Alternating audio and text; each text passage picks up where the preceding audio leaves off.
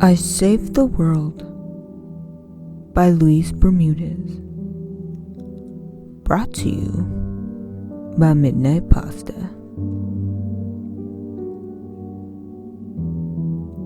You have to listen to me. This isn't right. You can't do this. You can't let this happen. Okay. Hold on.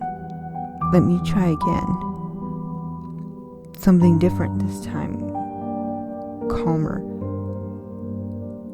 Explain what's happening. Okay. My name is Nick. And as of right now, I am the last person on Earth. They called them quiet rooms. After the wave came, the remaining cities across the globe pulled together to gather their remaining resources in highly defensible areas.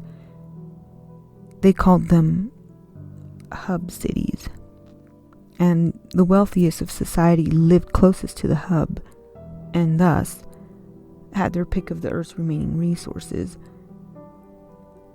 This, of course, did not last long. 10 years of feeding the lower southern United States nothing but rice and potatoes saw to it that the class system came to an end in a messy fashion.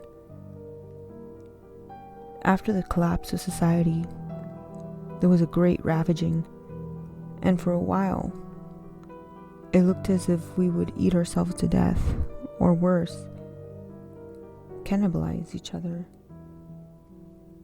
But then, under new leadership, we began consolidating.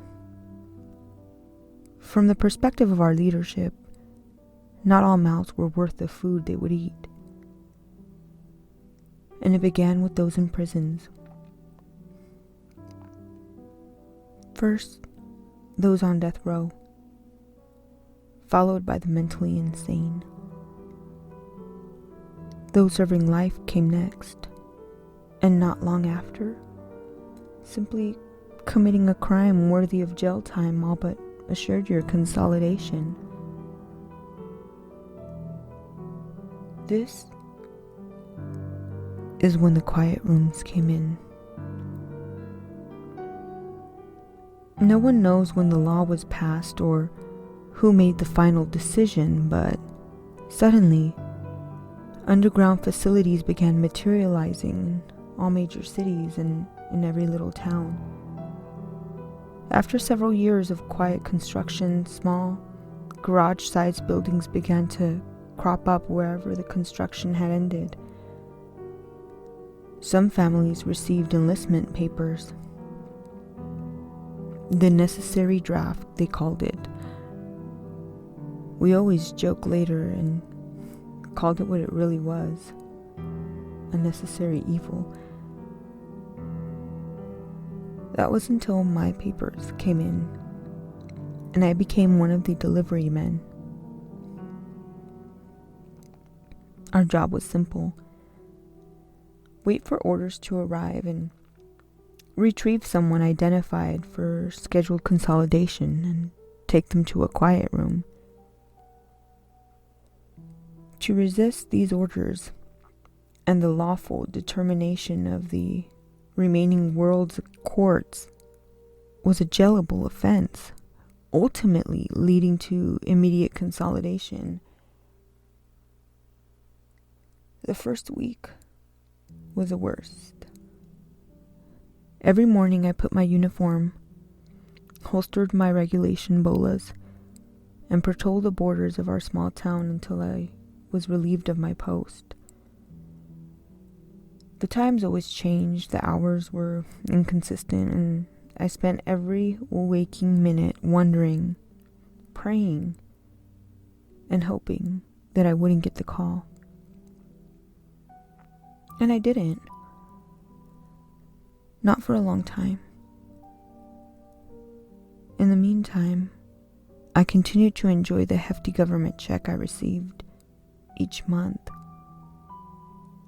and took pleasure in my ability to purchase groceries for my family or new clothes for my daughter without the worry of budgeting.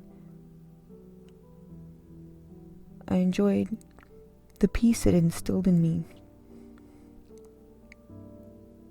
And soon, I became complacent, even trusting of my government. I trusted that the only people being taken were those who truly did not deserve to stay, and had gone months without ever making me respond to a single order for retrieval. Maybe it would never come, I imagined. And if it did, well, maybe it was for good reason. And then the day came when I received my first call, my first order for retrieval. I went to a home, one I did not recognize, and perhaps stupidly knocked on the door. People poured out of their homes at the sight of me, not approaching rather, but watching in terror, disgust, and oddly enough, curiosity. No one knew what to expect, and none of us had ever witnessed this happen before, myself included. And then the door opened, and I saw my package. An older man, hard in the face, with an intense stare and jagged set of knuckles wrapped around the side of his entryway, steadying himself to look at me. He was old, but strong, and he looked ready, poised to strike, but he didn't. He just looked at me and said, "Well, I suppose that's it then. I'm to go." I swallowed what little courage I had available and did my best to relax my vocal cords to say, in what I had hoped would be a determined voice, "Yes, unfortunately, I believe you are to come with me immediately, sir." I stammered towards the end, still feeling like some respect was owed at the very least.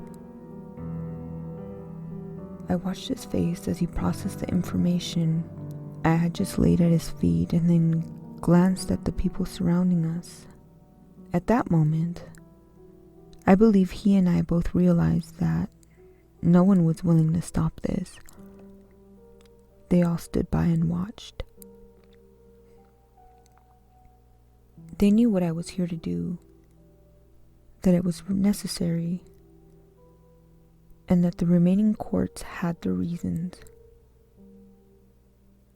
I held out my hand and directed the man to come outside of his home, and he followed suit. And after a brief moment of hesitation, he didn't bother to look behind him and even close his door as he walked side by side with me down the steps of his porch. We walked in silence for some time through throngs of people, none of them doing anything to stop me or him. Parents running into their homes with their children, others letting them watch, pointing as they told their children what their fates would be if they didn't behave and wash behind their ears like Mommy said. And I, in a strange way, felt proud of the example I was setting. Horrified, surely, but still hopeful that there was a reason this man did not deserve to live. And I withered in those emotions for the duration of our walk to the quiet room, until finally we arrived at that small building just on the outside of town. The old man paused then. Now fear was clearly present in his mind. He looked at me in desperation and said, almost pleading, "Why me? What did I do?" I was perplexed. I assumed he would know, or at the very least have some idea. When he saw that I didn't, he looked horribly sad and said, "I just don't get it. I know my medications, they're expensive, but I always pay for them. I need them to help me sleep. The things I've done for this country, the people I hurt in other parts of the world, all in the name of my home. I never enjoyed them. They stayed with me, even when everyone else left me. So why? Why me? Why not you or anyone else? What did I do?" he yelled, and the people began to walk over to get a better look. The old man was riling them up, getting them excited as he began to lose control of his composure. He began to look out at them as he spoke now, saying, "You can't let this happen. This isn't right. Who decides who goes?" I started to shake. I knew what was about to happen. I knew what was coming if I didn't stop him from inciting a riot. I knew what awaited everyone in this town if they tried to fight the system put in place, and to my family. "Stop resisting, or I will be forced to use force," I stammered out. At this, the old man did not back away, but instead took a step closer before I screamed, "Are you really going to be this selfish? Can you really not see how dangerous this is for everyone here? What do you think happens to them if you don't go? Or what might happen to me and my family if I don't deliver you? Did you ever think that maybe you needed to go so the rest of us can stay?" And at that, everyone stopped, including the old man. And when he saw that he had lost them, he looked down in a deep, hollow sadness and turned again towards the doors of the quiet room. We walked slowly together to the doors, where he and I scanned our IDs until the doors opened and revealed a small, completely bare chamber with no windows, no doors, or otherwise other defining features. A negative space filled with darkness and black walls and floors. The old man looked at me, and I at him. We were both terrified. But then he began to walk forward, almost at his own surprise. He stopped at the center of the small chamber and just stared back at me. Nothing happened as we stared at each other. A hole didn't open up into a bottomless pit in the earth, and gas didn't begin to flood the chamber. Nothing happened until finally I began to close the door. The old man's eyes widened, but he did not stop me. Instead, he stood watching me as I closed the door. The last thing I remember seeing was his one eye, staring back at me in the darkness. One steely gray eye. And then the doors were closed, and I went home. Nothing else. No more pomp and circumstance. The checks kept coming and eventually started getting larger, and I kept patrolling. People seemed at ease suddenly, as if a weight had been lifted. Someone had been chosen. No one else need worry any longer. And I was their hero, the one who protected them from the old man's fate. And then the second call came, and it was like the first time all over again. Everyone held their breath as I made my way to my package's address. When I knocked on the door this time, there was an audible yelp from the inside as a woman cried out in surprise and terror likely. And then the door opened to a man in his 30s like me, with a young boy next to him. The sound of his wife crying behind him in the living room echoed into the entryway. He looked at me up and down, as if to ask me what I was doing there. But then he said, Who are you here for?" And I thought for a moment. Nothing I received ever made it clear that I was supposed to be picking up one person or another, just the address. I looked at him as I came to that realization, and he came to it with me.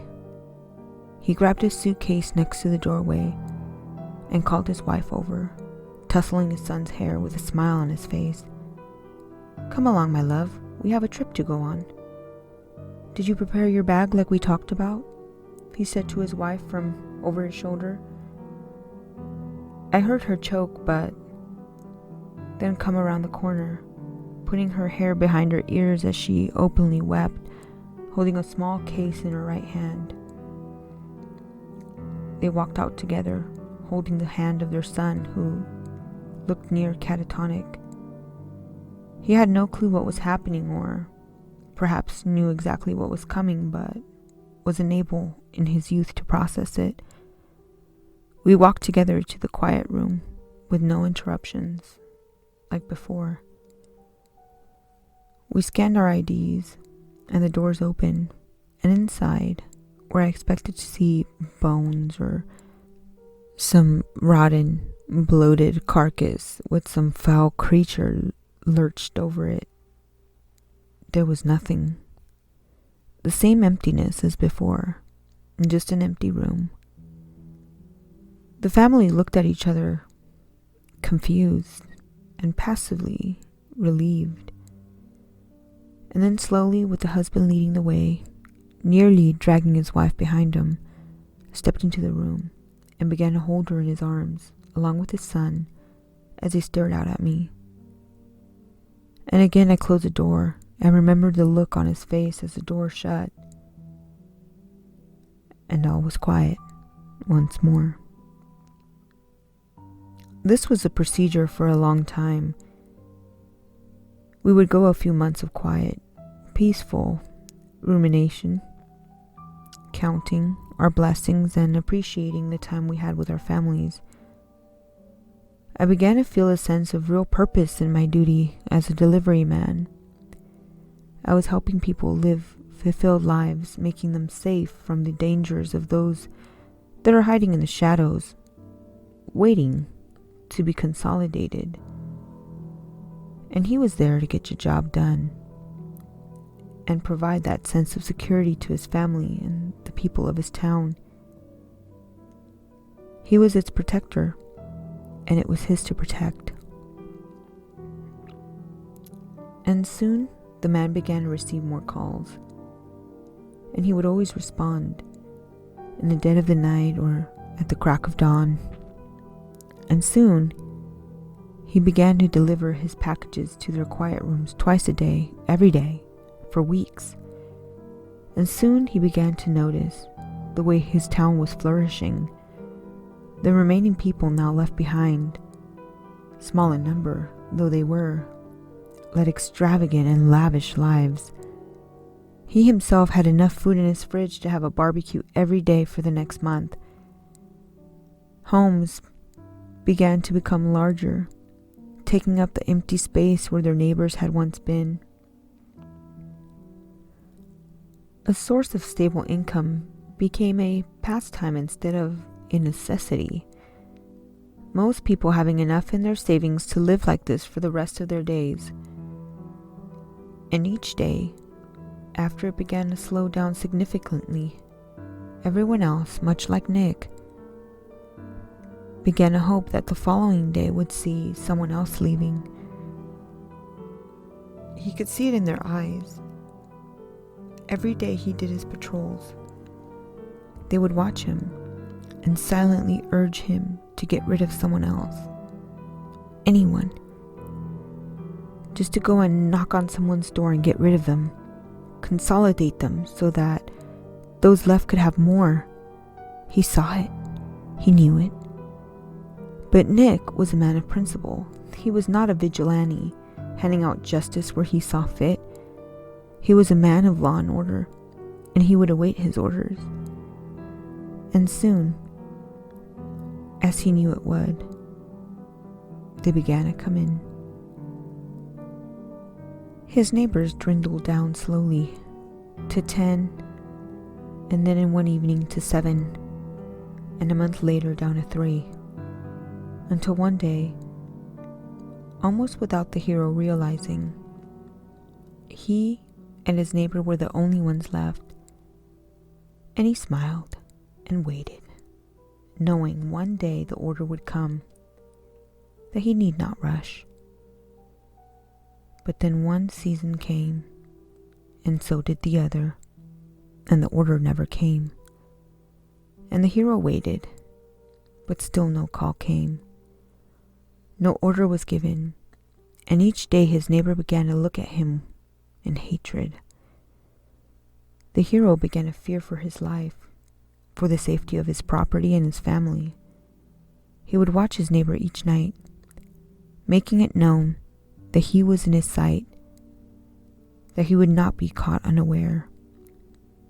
But after the 4th night of not sleeping, the hero realized he needed to do something. Something had to give. He made the call. He walked to his neighbor's home. He knocked on the door, and he looked him in the eye and said it was his time to be delivered. The neighbor looked at the hero. His eyes were filled with anger, streaming with tears. His face turned down in a hideous grimace. The hero hated him, and so he demanded that he go with him to be delivered, and the neighbor complied with the orders given to him. They walked together, the neighbor seething in the hero's shadow, until they arrived at the quiet room where the hero once again opened the doors for what would be his final delivery. The neighbor looked at the hero, looked behind himself, back at the city, and said, "Is this right?" The hero said nothing. He knew the neighbor, already knew the answer, and when he didn't respond, the neighbor stepped inside and the hero closed the doors. It was quiet, and every day the hero would wake and do his patrols. His family distant and fearful, and despite knowing there was no one else to deliver, the hero always awaited for another call to come, waited for them to send him somewhere far away in some other part of the world where others needed delivering. He knew one day the call would come, as it always had before. And right he was, but only partially, because while he did get the call, the address of the family that he was to have delivered was that of his own. He slowly made his way down the stairs, looked his wife in the eye. He had forgotten her name, but she cried now. Cried as she realized that he was in his uniform, his bolus in his hand, and his children sit at the table crying as well. He hadn't realized how grown they had become, or for that matter, remember that there were in fact 2 of them. His wife began to weep and beg. She fell to her knees and thrashed her fists against the floor as she asked the hero for what she believed was mercy. But the only mercy the hero believed in now was a mercy granted by those who were ordered to be consolidated so that the rest of the world could go on living peacefully. And this was the final test, a test to show he was worthy of putting the world before his own happiness, to prove what I always knew, that he was a hero. And he used this fact to give them strength as he bound his family together using his bolus and dragged them out to the quiet room where he would complete his duty. Weeping now, the hero pulled his family as they thrashed and cried out against the restraints that bound their arms and legs together into the lightless chamber. They called out to him, called him a name he did not remember, but he had to push them out. He knew what he was doing was right, no matter how much it hurt. And with what was left of his strength, he pushed, and with a solid effort, sealed the doors in front of him, and screamed out in agony as he lost everything he loved. He wept for a long time until finally he began to come to terms with his sacrifice. He stood up and began to walk away from the quiet room to await his next orders, when suddenly there was a thrum beneath his feet, and he looked behind him, and what he saw confused and rattled him. Behind the quiet room, the ground had split open and began to reveal a strange, obsidian-like material protruding from the broken earth. The shape of it was strangely uniform, and it was accompanied by a loud, whining sound as the ground beneath my feet began to rumble even more violently. And then, slowly at first, but then rapidly, the quiet room began to rise. I watched in awe as a structure began to reveal itself, hidden deep beneath the earth, and rise above my head height before revealing clear glass. And inside, I couldn't believe what I was seeing. In a brightly lit white room, I could see my family. They were looking at me with hatred in their eyes, just like the people I had delivered. And they were standing in a large, living space with verdant and lush greenery surrounding every corner, like a localized terrarium. But then it wasn't just them. It was others too. People I had delivered. I had sent to be consolidated. And they all looked at me with hatred. And slowly, I began to realize the structure was continuing to rise, now out of the ground and into the air. I looked in terror as I began to understand that I was being left behind. And then I saw him, the old man.